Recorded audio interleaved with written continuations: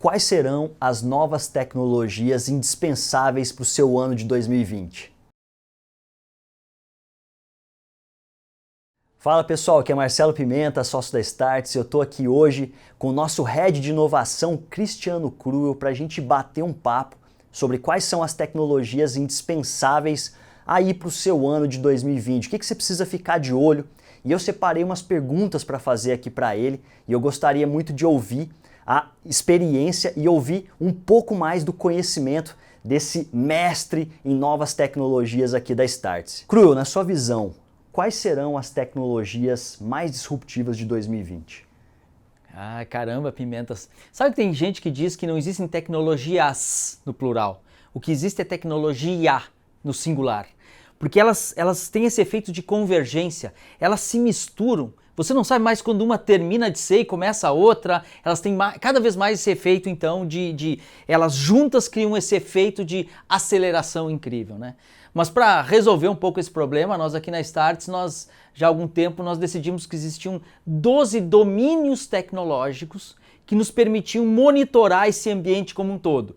Então, sei lá, 99% desse mercado a gente conseguiria monitorar com isso. Então são coisas como inteligência artificial, como blockchain, como realidade virtual aumentada, imersiva, como impressão 3D e manufatura aditiva, coisas como robótica com todo o escopo que pode ter, coisas como computação quântica, computação edge, fog, comunicação, vem aí 5G, coisas como veículos elétricos, veículos autônomos, coisas como energia limpa, seja fusão nuclear, seja energia solar, coisas como, puxa, o que mais faltou? Biotecnologia, biohacking, CRISPR, edição genética. Tem um monte de coisa pra gente ver e isso nos ajuda a criar um mapa, um mosaico para observar essas tecnologias do mundo lá para fora, né? Quando a gente pensa em quais serão as tecnologias 2020, eu fico pensando se existem três perspectivas. Talvez existam tecnologias novas, novidades que vão pegar e chamar a atenção do público. Então existem novidades.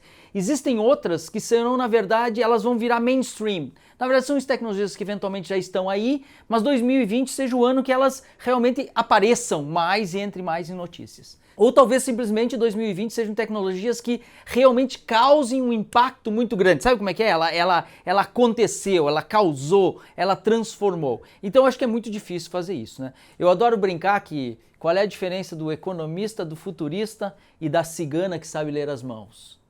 É que a cigana é a única que trabalha com dados palpáveis, certo? Eu sei que os bons futuristas e os bons economistas sabem fazer troça das suas próprias predições.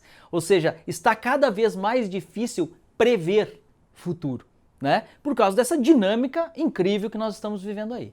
Mas para não fugir da pergunta, eu acho que eu não sei qual será a tecnologia de 2020, vai ser a mais falada ou citada, ou vai estar mais na agenda de todo mundo. Mas certamente relacionada a essa tecnologia, ou porque viabilizou ela, ou porque consegue dar muita luz para ela, certamente ainda vai estar relacionado à inteligência artificial. E quais mercados você acha que vão ser mais impactados então pela inteligência artificial, já que ela é a indispensável na sua visão para 2020? Eu acho que inteligência artificial ela é tipicamente essas tecnologias de propósito geral. Ela é horizontal, ela serve para tudo e impacta tudo, certo? Eu sei que hoje, se você perguntar para alguém qual a sua opinião sobre inteligência artificial, dizem que quando alguém responder para você, você consegue entender mais sobre a pessoa que está respondendo do que sobre a tecnologia em si. Provavelmente porque essas respostas vêm carregadas de preconceitos, certo? Então hoje a gente não sabe, tem gente que acha que inteligência artificial é uma invenção terrível. Tem outros que acham que vem aí a maior era de transformação e de evolução da vida humana.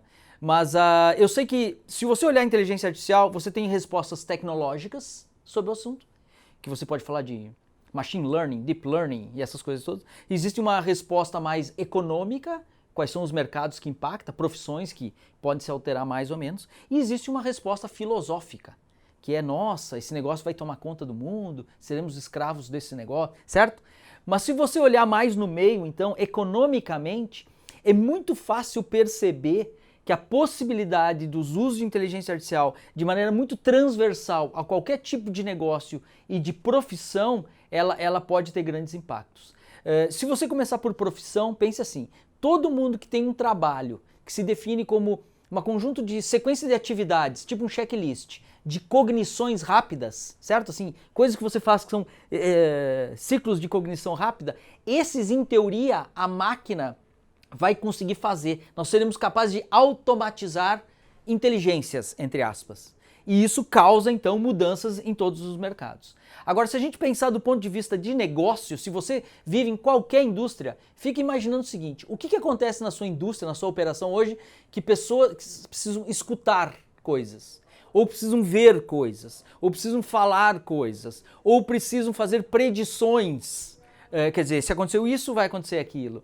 Ou que talvez você precisa mover coisas, mas não um robô burro que fica repetindo com o braço assim. Um robô que consiga decidir que isso aqui ele pega com mais força porque é pesado ou mais leve porque tem cara de ser uma coisa mais delicada. Se você imaginar esse tipo de atividade, talvez você imagine que inteligência artificial e os seus derivados vão poder permitir que a gente automatize coisas que a gente não imaginava antes.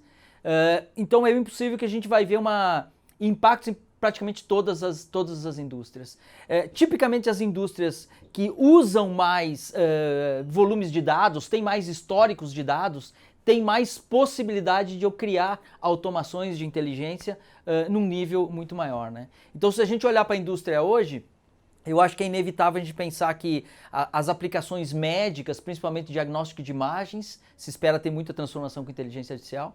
Se a gente olhar possivelmente em área de serviços financeiros, pense seguros, serviços financeiros, que eu tenho muito volume de dados, desde como é que eu faço um score de crédito para alguém, ou como é que eu faço crio uma precificação de um serviço financeiro para você, talvez muita alteração.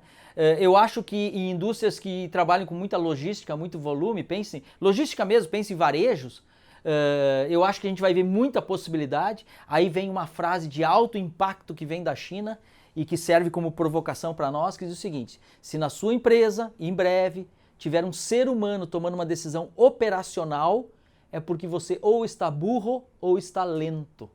Isso é uma provocação de que as máquinas têm possibilidades de enxergar 30 dimensões de dados. Nós, humanos, conseguimos ver 2, 3, 4 dimensões de dados.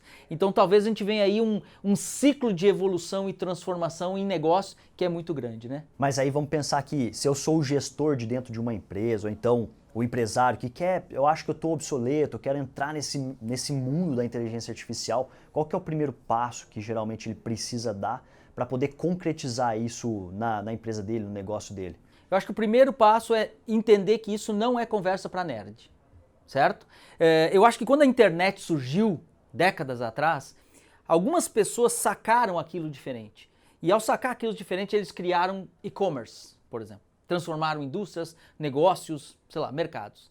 Eu acho que hoje, quando a gente entender inteligência... Quem não entender inteligência artificial hoje, não vai criar os negócios do futuro, certo? Mas é um bloqueio mental. Você não precisa entender tecnologicamente todos os detalhes, mas você tem que entender a aplicabilidade dessa tecnologia. Então o primeiro passo é o seguinte: não retraia, não se afaste, não negue, pula para dentro, venha entender as aplicações de negócio para isso. Se você é nerd e nos escuta, para entender internet, não precisava entender TCP/IP, certo? Nada. Agora, para entender então da inteligência artificial e todas as aplicações, você não precisa entender da matemática, dos algoritmos internos que tem, mas você precisa entender do novo redesenho que isso permite fazer a negócio. Então a dica é, pula para dentro e não se afaste. Ou talvez até se aproximar de pessoas que saibam tecnicamente o que é inteligência artificial. Ah, eu acho massa. Essa assim, ó. Você quer saber o que tem no futuro? Aprende a fazer 3 coisas. Aprende a entender o passado, aprende a seguir o fluxo do dinheiro, aonde estão investindo,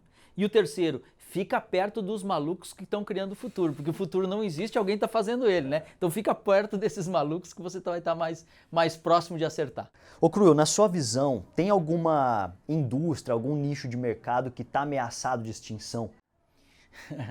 Essa coisa o medo de se tornar obsoleto, né? Assim, eu acho que todo executivo, empresário, profissional hoje fica pensando como é que eu não me torno algo opcional? Como é que eu me torno algo que é importante, relevante para o mercado de maneira geral, né? Eu acho que, essencialmente, é se perguntar até que ponto você está adicionando valor ao que você faz. Então, esses argumentos antigos de, mas precisa usar, a regulação exige, o profissional... Sabe essas jogadas, joga na retranca? Jogar na retranca hoje eu acho que é muito perigoso, é muito arriscado jogar só para empatar. Então, eu acho que, se a gente olhar mercados hoje, eu acho que essa expressão... Existe uma expressão em alemão que é Zeitgeist, que quer dizer espírito da época, espírito dos tempos. Existe uma realidade nova lá fora e que às vezes é difícil perceber. Ou a gente percebe que é negar. Existe uma maneira, um comportamento diferente de consumo. Todo mundo sabe que as pessoas estão querendo usar mais do que comprar as coisas. Todo mundo sabe que tem aí uma gig economy, que é uma economia do trabalho, não uma economia do emprego.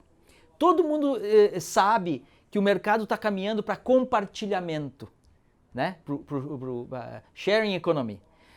Todo mundo percebe que as pessoas estão ficando mais velhas e vem aí uma economia dos coroas. Todo mundo sabe que essa geração nova que começou a vir no mercado, ela vem com outro pensamento das coisas, sobre fidelidade a marcas, sobre comportamentos, sobre incertezas. Se você olhar, existem vários dessas tendências, que não precisa ser papo muito de futurista para você já perceber elas, e elas todas significam novas oportunidades. Só o cara que fica jogando na retranca e jogando naquele mundo de ontem, o que pode acontecer? Pode acontecer que de um momento para outro ele se torne obsoleto.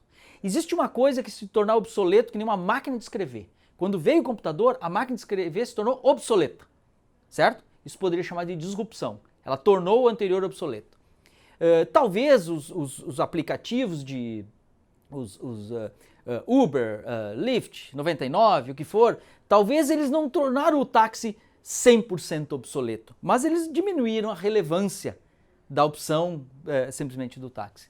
Eu acho que essa capacidade de entender o zeitgeist desse novo momento e aumentar o seu repertório profissional para entender quais são os movimentos seguintes, é isso que reduz a chance da sua obsolescência. Mas eu não sei, possivelmente as indústrias que são simplesmente intermediários, que não agregam valor, esses devem ser os primeiros a sofrer mudanças. Porque a tecnologia, quando ela surge, e as pessoas, quando entendem o uso de tecnologia, elas conseguem redesenhar arranjos comerciais. E dessa maneira, elas eliminam esses intermediários que adicionam pouco valor. Bom, agora eu poderia até falar aqui que corretores de seguro, agências de publicidade... Se elas não encontrar uma maneira de entregar grande valor, e não é uma ameaça, isso, na verdade, dizer isso para uma classe profissional hoje é um ato de amor. E as pessoas acham que é um ato de ameaça, é um ato de amor. Para que elas se adaptem com mais velocidade. Imagina eu vou lá em toda uma confederação profissional e digo assim, vocês são perfeitos, não precisa mudar, nós somos importantes, nós somos os melhores. É que nem eu pegar para o meu filhinho e dizer assim, filhinho, não se desenvolva, não estude, você nasceu perfeito, o mundo está pronto para você. É um ato de maldade. Ato de amor é avisar para as pessoas, existe um mundo lá fora que está pensando diferente, está tentando encontrar maneiras diferentes de fazer. Se você ficar fechado na sua casinha, a chance de você perceber é muito menor. Então, sai para o mundo, estuda, learn fast, learn soon, learn often. Aprenda rápido, aprenda logo, aprenda repetidamente. Cru, você que é um cara super estudioso, está sempre em contato com empresários, está em contato com empresas, startups inovadoras no mundo inteiro. De onde vem essa disrupção? De onde vem esse pensamento, esse incômodo, essas grandes ideias, na sua visão? Eu não sei, às vezes eu acho que inovar é uma sina humana. É quase uma maldição, porque nós, como animais, que fomos desenvolvendo essa capacidade, nós chamamos de inteligência, mas depois que a gente saiu da caverna, lá na caverna começamos a comer gorduras e o cérebro fez as outras camadas, a gente não consegue deixar de imaginar mundos novos, certo? Então a gente não consegue parar de inventar, ou criar, ou sonhar. E eventualmente perseguir isso. Quando a gente traz para os dias atuais e pensa bem na economia, para empreender um negócio novo, era coisa para poucas pessoas. Ou você era muito rico ou era muito louco. Hoje, a gente entende que tem cada vez mais método, mais ciência para você testar aquelas coisas com menos risco. E nunca foi tão barato tentar empreender uma coisa de grande impacto. Ou seja, possivelmente nós estamos vivendo a maior democratização da inovação que o mundo já passou. Então hoje é acessível para qualquer um de nós tentar fazer uma coisa muito bacana, muito legal, certo? Então o que isso faz? Parece que ele junta essa coisa insana que é o ser humano, que nós somos incapazes de parar de pensar que dá para fazer melhor. Inquietos por natureza. Alguns nascem e alguns se tornam, alguns a vida tornou inquietos. Dizem que a gente é fruto dos nossos traumas, né? Então uns traumas criaram inquietudes. E a inquietude com a possibilidade econômica de empreender, pum, juntou, pum, explodiu. Então, na verdade, essa economia inovadora, que a gente chama que é a economia das startups, é porque startup é, na verdade, um experimento que me permite eu testar uma coisa que nunca ninguém testou antes. Como ficou muito barato startupar, houve uma explosão de experimentação no mundo. Logo, o pace da inovação, o ritmo da inovação no mundo explodiu junto. Então o que nós estamos vendo é talvez um fenômeno econômico sustentável e não uma coisa legal, bacana, divertidinha de startup. É um fenômeno de aceleração na transformação do mundo e por isso que a gente pensa, isso não parece apenas transformação digital, isso é transformação humana contínua. Nós vamos ter que aprender a viver numa economia para frente ou num mundo para frente em que a velocidade das mudanças são muito maiores que no tempo da vovó e da vovó, né? Cru, vamos voltar aqui para o nosso 2020. O que você acha que o empresário ou os gestores de hoje precisam ficar de olho agora para já fazer uma empresa melhor? O que tá mais acessível a eles e que é como se fosse um no-brainer? Todo mundo tem que entrar. Eu acho que o maior desafio da gestão moderna é aqui na Start nós chamamos do Yin e Yang Management. Sabe aquele diagrama chinês do Yin e Yang? Que você tem que são diferentes, mas precisa de um equilíbrio entre eles. O que a gente sabe é que todo mundo que tem um negócio, tem sucesso no negócio, possivelmente é bom em gestão. Que tipo de gestão? O que a gente chama de general management, que é a gestão tradicional das coisas, é a gestão em que você busca ter previsibilidade, você busca tirar incertezas e a regra é melhorar sempre.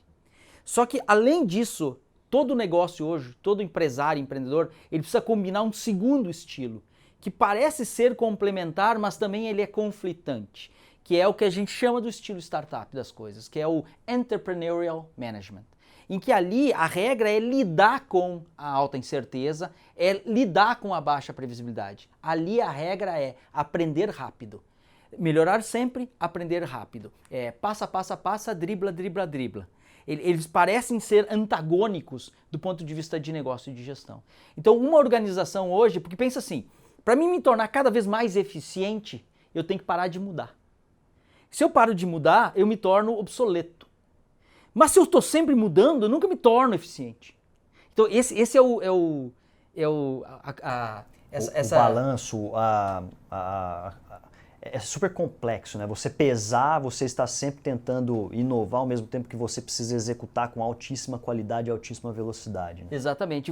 Isso não é apenas filosófico, isso é a vida real. E talvez é por isso, porque você não se impressiona com quantas grandes empresas, marcas admiráveis, os melhores diretores do mundo, boards incríveis, mercado, market share, dinheiro no banco, clientes felizes, NPS alto, empresas maravilhosas ruindo. Então, o que acontece no sucesso que não permite que essas organizações ou enxerguem ou que consigam fazer a mudança para alterar aquilo? Não acho que é uma conversa fácil, mas me parece que é essa incapacidade de equilibrar as duas coisas. E parece que essas empresas dessa nova geração, que nasceram meio startups, elas parecem que conseguiram se desenvolver como grandes corporações sem perder essa rebeldia interna. Elas parecem saber gerenciar essa coisa dos soldados e dos artistas dentro da mesma organização ou dentro do mesmo conglomerado. E na sua visão, como que o empresário, o que ele precisa priorizar para fazer acontecer cada vez mais? Nos programas executivos de treinamento da Start, a gente formulou através do nosso método, essa combinação do Zeitgeist, em alemão, espírito da época, entender o que está acontecendo, entender o que as pessoas têm, que é uma mistura de centrar em cliente também, certo? Entender cliente e tal. E o segundo é o que seria em inglês o Foresight, que dá a ideia de entender o futuro melhor. Uma das técnicas de Foresight, muito comuns no Vale do Silício, vai para o futuro e lá do futuro olha o que você está fazendo agora para ver se não está ridículo, certo? Sai do corpo e vê de lá para ver se você não está ridículo. Mas uma talvez fórmula importante é o seguinte, se eu pudesse dar talvez 3 dicas aqui. Primeiro, aumente drasticamente o repertório do seu time, tanto em novas tecnologias, novos modelos de negócio e mercado e novas práticas de gestão, certo? Acho que essa é. Então, aumente o repertório, transforme a sua organização numa empresa que aprende velozmente, certo? E para isso precisa de time muito bom. Então, a primeira dica é essa. A segunda ninguém sabe o que tem no futuro exatamente, certo? E quanto mais mudança tem, mais incerteza tem. Pratique o Now, Next, New, que chamamos aqui, que regularmente, pegue um quadro na sua empresa e marque o seguinte: quais são os acontecimentos e eventos de impacto que podem acontecer na nossa janela curta, sei lá, 1 ano. Depois, é o Now. Depois, o que vem depois? O Next, nos próximos 2 anos. E depois o New, o que vem lá depois de 3 anos, certo? Tente colocar isso e tente plotar coisas de alto impacto, certo? Que podem impactar muito o seu mercado, seu negócio, seu cliente, seus concorrentes e tudo mais. Então esse é o segundo ponto. Aumente o repertório para aumentar a chance de você fazer um bom foresight. Aí o terceiro é o seguinte: o que você vê que é agora, que está muito próximo, transforme em projetos e saiba executar. O que estiver adjacente, que você não tem tanta certeza, transforme em experimentos. Como é que de maneira muito rápida, barata, eu consigo experimentar aquilo sem o problema de ter garantia que aquilo vai dar retorno ou não vai, ou coisa assim, certo? E o que está lá na frente, no terceiro grupo, que é do New, aprenda a pesquisar. Aprenda a fazer pesquisa primária e pesquisa secundária. Pesquisa primária, primeira pessoa, vai você ver. Vai ver se chove, que cheiro tem, se pesa ou não, vai viver a primeira pessoa. E pesquisa secundária, aprenda a pesquisar sobre as pesquisas de outros. E é isso que faz o portfólio de ação do executivo novo. Ele tem que atuar nos 3 níveis do futuro hoje. E não esperar para trabalhar o amanhã. E como você faz isso? Roda projeto, porque é mais evidente, roda experimento, porque é suposição, e roda muita pesquisa, porque parece que tem lá no futuro. Fantástico. Ô Cru, e hoje em dia, para a gente olhar, tem muita tecnologia surgindo, né? Tem muito hype, a gente não sabe se aquilo vai ficar por muitos anos ou se aquilo lá é um negócio super passageiro. Como que a gente pode identificar o que vai funcionar, o que vai gerar resultado para os nossos negócios, daquilo que é passageiro, não vai ficar nesse mundo aqui? Legal, eu acho que tecnologia... Primeiro, eu vejo tem 2 perspectivas claras. Primeiro, as pessoas que não gostam de tecnologia. Que dizem assim, a tecnologia está nos afastando como humanos, certo? Eu combato isso, porque para mim não existe nada mais humano do que criar tecnologias. Dizem que nós somos os únicos bichos capazes de criar tecnologias que nos permitem criar novas tecnologias. Ou seja, tecnologia é filhote da nossa vida, não tem nada mais humano do que tecnologia. Olha tudo em volta aqui, onde você estiver agora, tudo isso aqui um dia foi uma tecnologia incrível. E hoje está embebida na nossa vida aqui, certo? Então, tecnologia é o que nos faz humanos, nós temos que ter menos preconceitos com os nossos filhos, ok? Do outro lado, também existe o modismo da tecnologia. Eu adoro tecnologia. Então eu tenho que me cuidar e me controlar, porque eu tendo a achar tudo bacana. E toda tecnologia vai ter seus 15 minutos de fama. Todas, certo? Mas o que fica para a história é a capacidade de transformar aquela tecnologia em algo que de fato transforma e muda a vida das pessoas.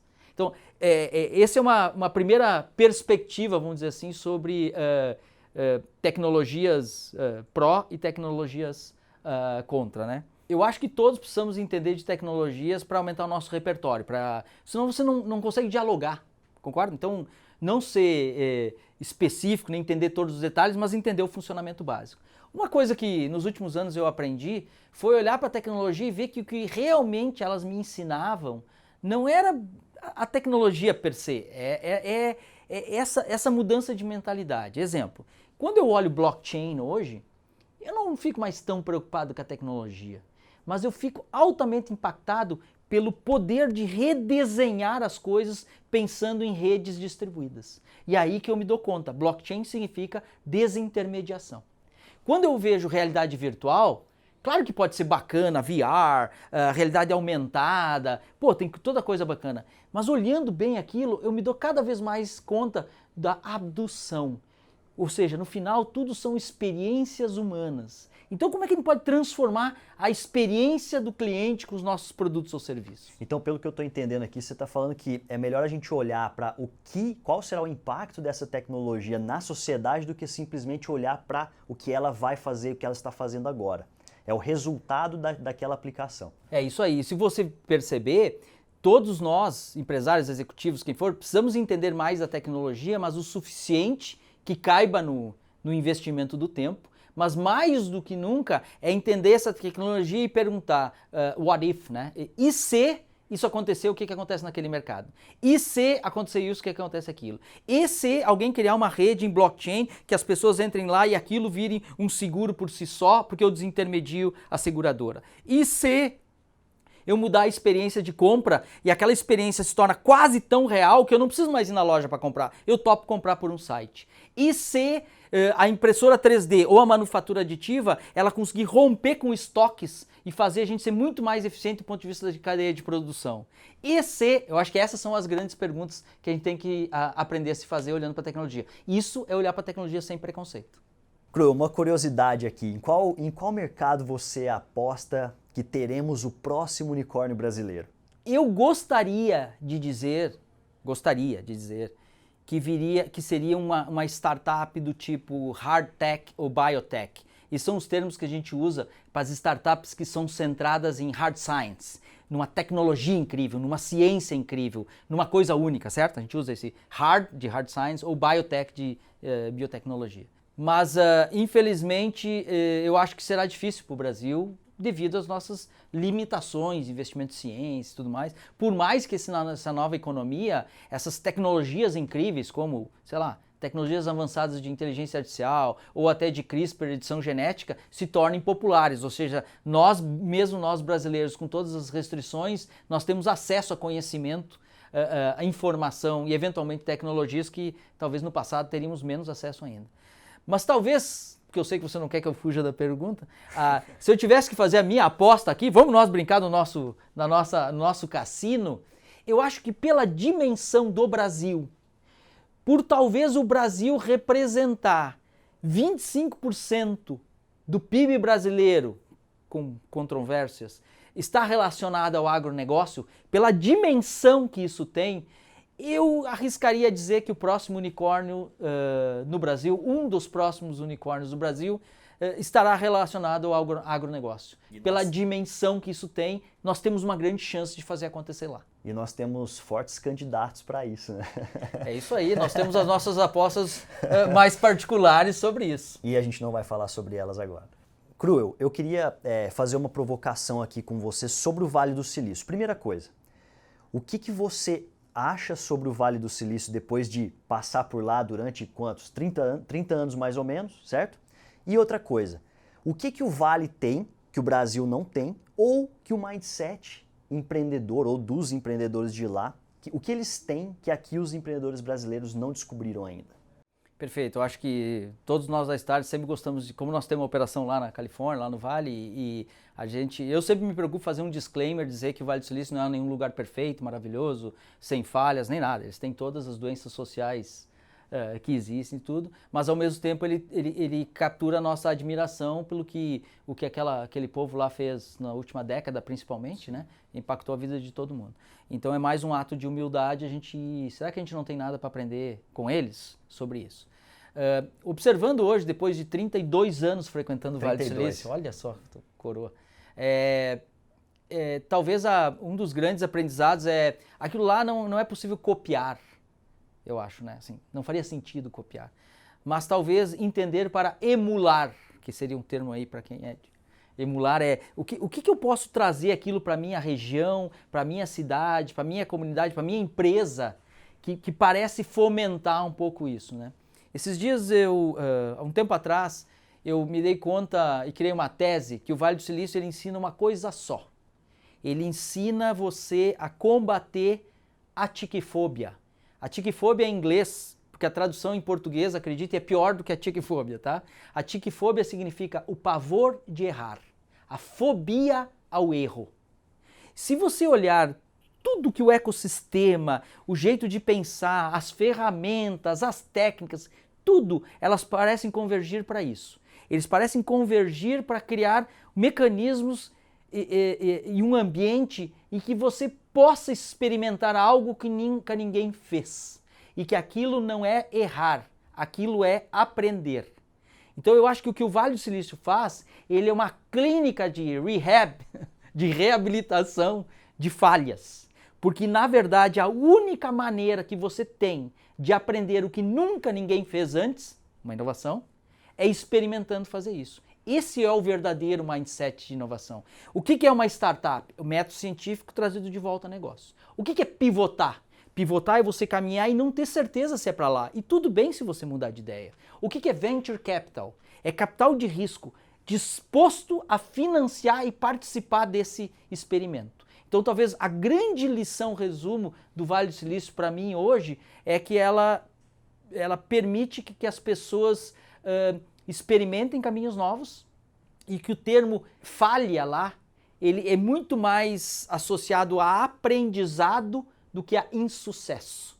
E isso, aparentemente, permitiu que aquela região se tornasse uma das mais poderosas do mundo, uma das mais ricas do mundo e que mais influência teve no mundo depois de Paris no Iluminismo, de Florença no Renascimento, agora é Vale do Silício da nova economia. E você acha que isso ainda vai durar por muitos anos?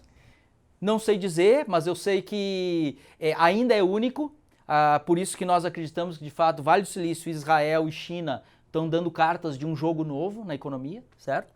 Acho que muitas regiões ao longo do mundo, inclusive no Brasil, estão tentando desenvolver novas capabilities, né? novas habilidades, novos jeitos de pensar, microecossistemas para competir.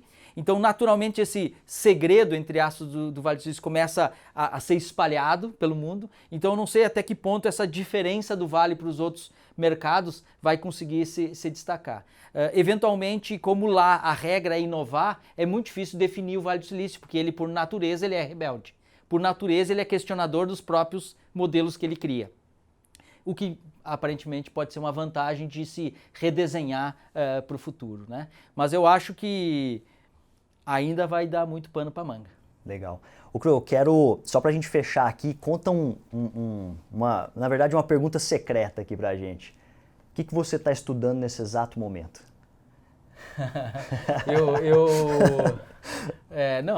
O que eu estou estudando nesse exato momento? Ó, eu tirei como paixão, vocês viram pelo viés aqui, de inteligência artificial se tornou um grande barato para mim estudar nessas três perspectivas, né? A tecnologia pura da coisa, os impactos econômicos e também esse lado filosófico de impacto e tudo no mercado. Talvez no ano que vem uma das tendências que a gente escute falar mais sobre o candidato à presidência americana, Andrew Yang, que é um cara, dizem que é o candidato do Vale do Silício, que é o cara que traz essa ideia, ele tem um termo especial para aquilo, mas a proposta dele é muito simples, ele diz o seguinte: a velocidade da evolução tecnológica vai ser tamanha que não vai dar tempo de redesenhar os empregos e o trabalho das pessoas. Então ele propõe nos Estados Unidos um programa que todo americano receberá por mês $1.000, do Bill Gates ao morador de rua. Todos ganham o mesmo, certo? Que isso daria o tempo de fazer a transição. Então, inteligência artificial sobre esses três aspectos ainda é muito incrível o estudo. Tomei o risco de voltar a estudar física quântica por causa de computação quântica. E eu brinco que eu estudei durante 5 anos física quântica. E aí, quanto mais eu estudava, menos eu entendia do negócio. Daí parei. Daí eu encontrei um amigo meu que é físico e eu falei pra ele, cara, quanto mais eu estudava aquele negócio, menos eu entendia. E ele disse assim, Cruel, física quântica, quando você está estudando muito e você não entende nada, é porque você está começando a sacar como é que funciona. Então eu estava indo bem e não tinha me dado conta. Então eu voltei a estudar um pouco de computação quântica, até para entender melhor, se é que eu vou conseguir, os fundamentos disso, para entender os impactos em negócio que esse negócio pode trazer. Legal. Cru, eu quero muito te agradecer aqui por esse bate-papo. E se você gostou desse vídeo, desse conteúdo aqui, assina o nosso canal, dê um like aí na nossa fanpage do Facebook, siga o nosso Instagram e a gente se vê em breve com o próximo vídeo. Valeu!